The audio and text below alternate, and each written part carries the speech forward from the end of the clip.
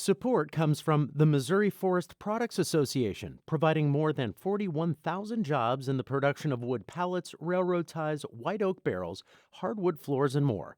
Details at choosewood.com. Welcome to St. Louis on the Air. I'm Sarah Fensky.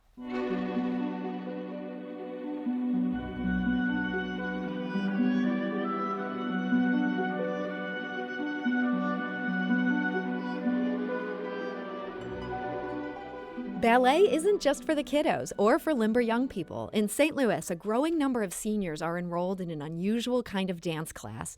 It's called Vitality Ballet, and it currently has 20 instructors teaching no fewer than 300 classes every month in 85 different assisted living communities around the metro area. We're joined in studio today by Vanessa Woods, who's the founder of Vitality Ballet. Vanessa, thank you so much for being here. Thank you so much for having us. You spent 8 years as a ballerina with the St. Louis Ballet. How did you go from dancing on stage to teaching dance classes to senior citizens? Yeah, so I moved here in 2010. I got a contract with the St. Louis Ballet, so I came out here. I was so excited.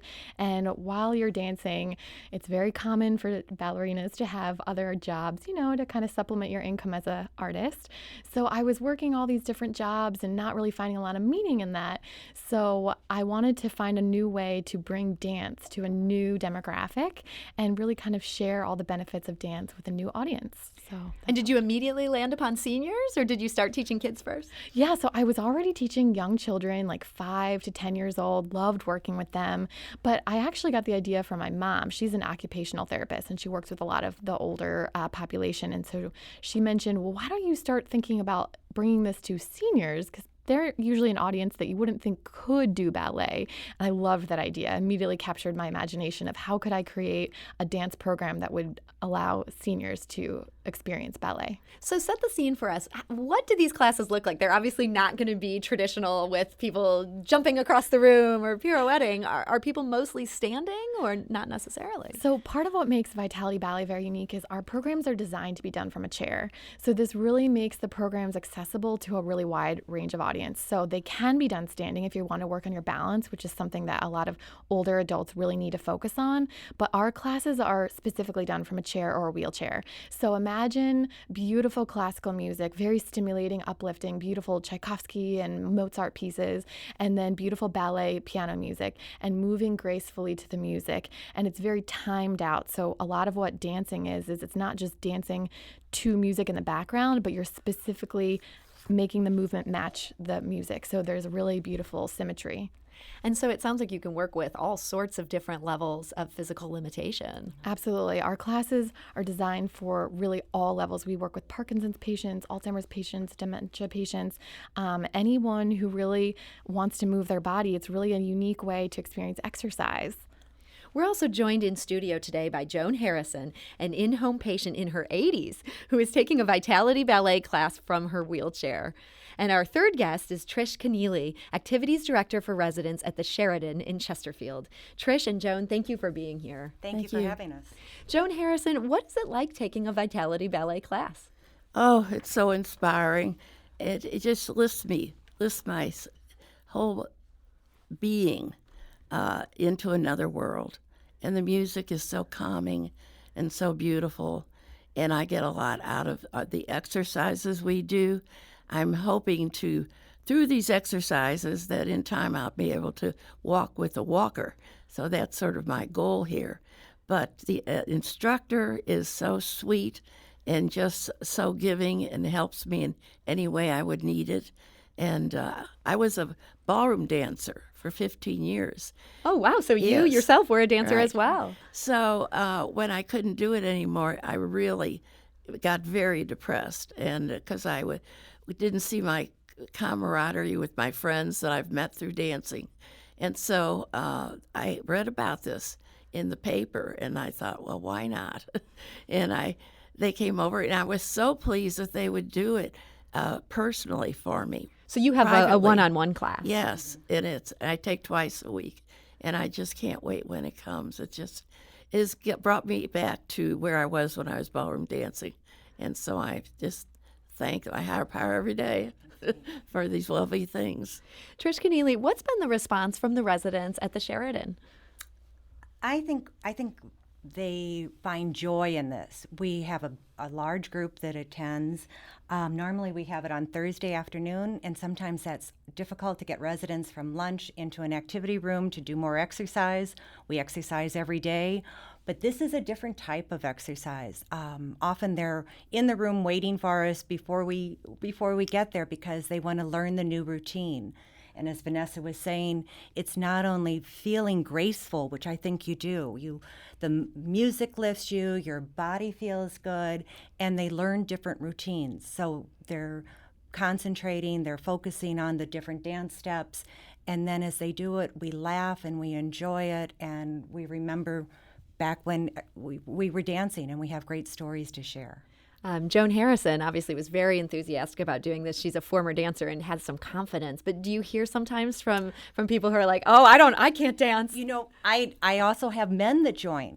So yeah, that's got to be hard to talk them into it. Well, not so much because all the instructors are so beautiful, but I do bring them in, and once they come in, they love it, and they are also very graceful. It's the music, it's how they instruct it.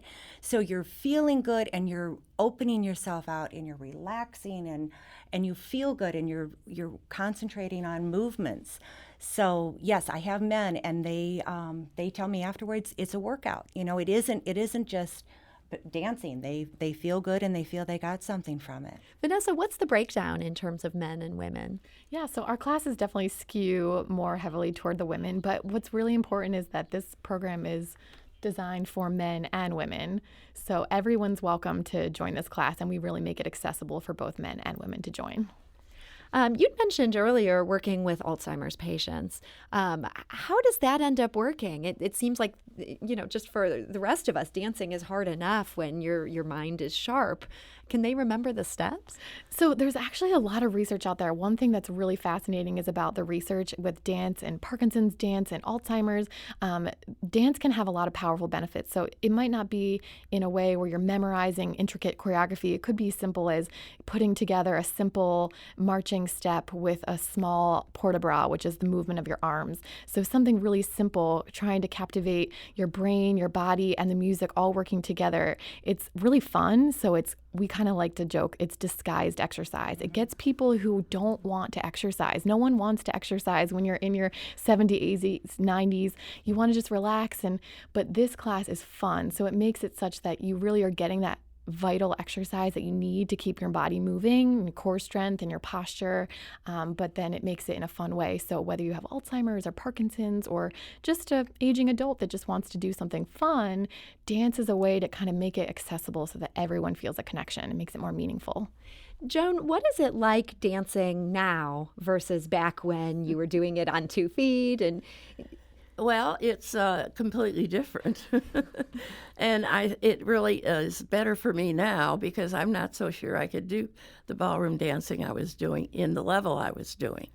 There are many women who do it in their 80s, but this is more for me. And it's a whole new world and fascinating, and just puts me in a new perspective in my life. It makes me just enjoy life so much more than I was doing.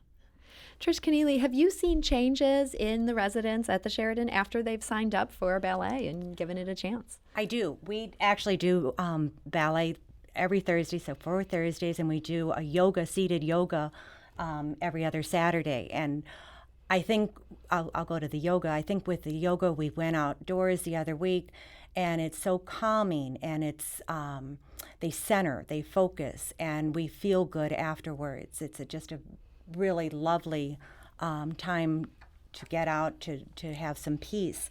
As with the ballet, she also teaches a Texas chairline dance, which is a lot of fun.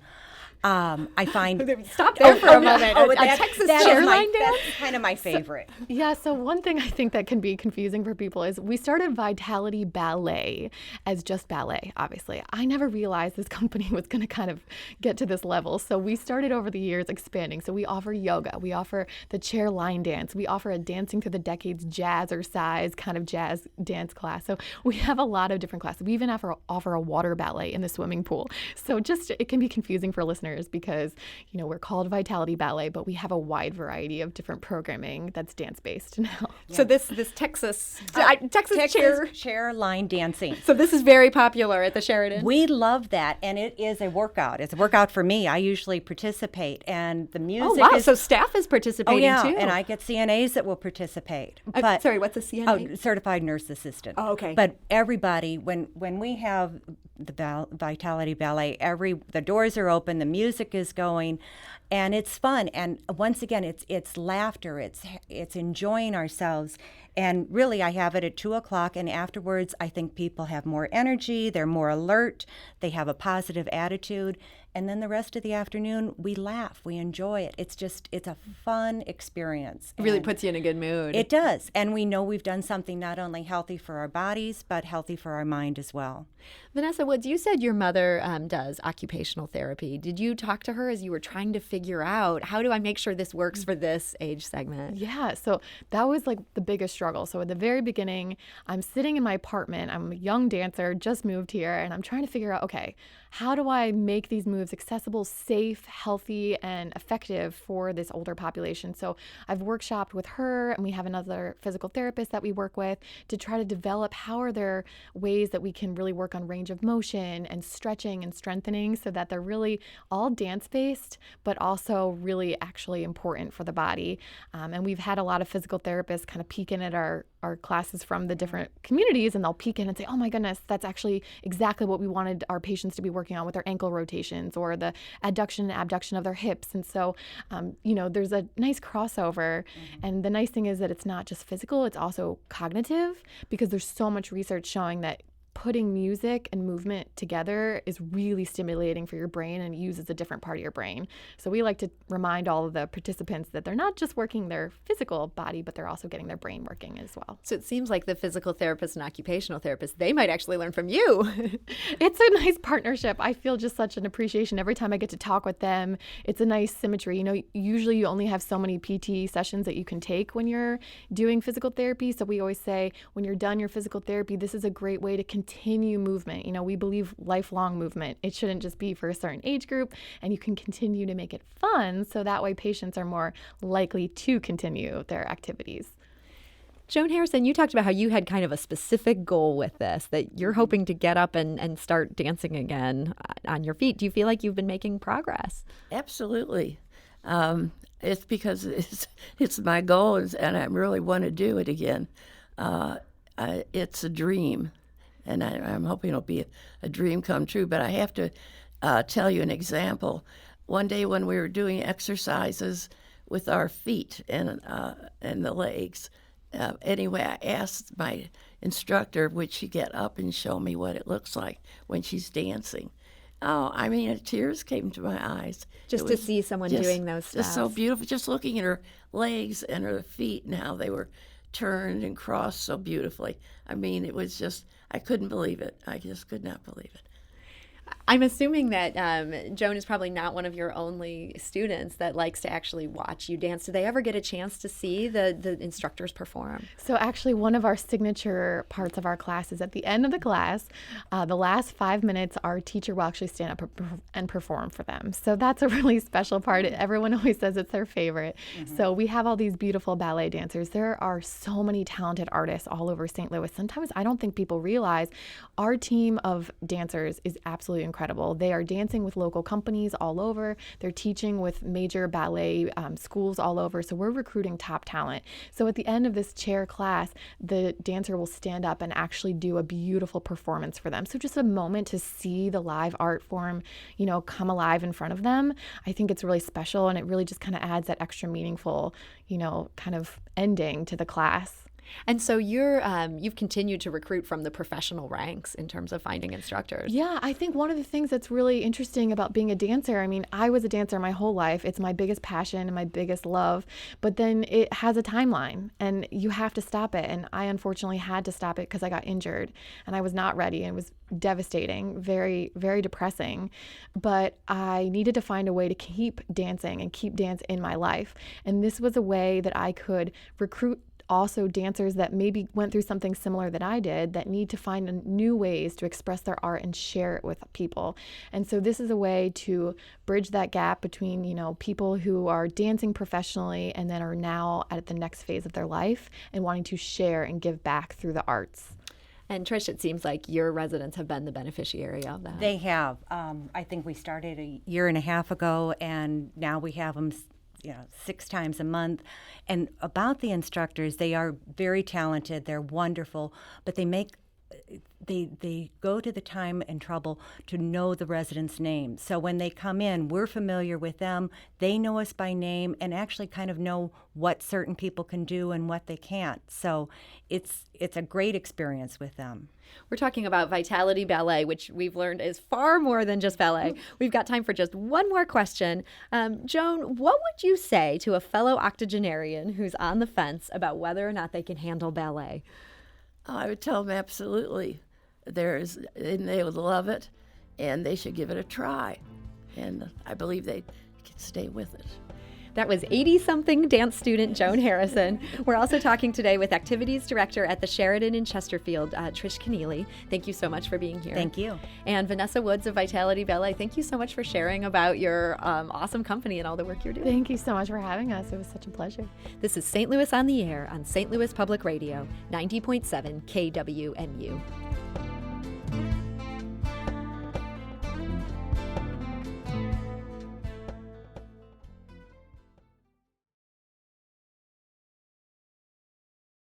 Support comes from the Missouri Forest Products Association. Missouri produces wood pallets, railroad ties, white oak barrels, hardwood floors, and more. Details on the variety of products made in the state are at choosewood.com.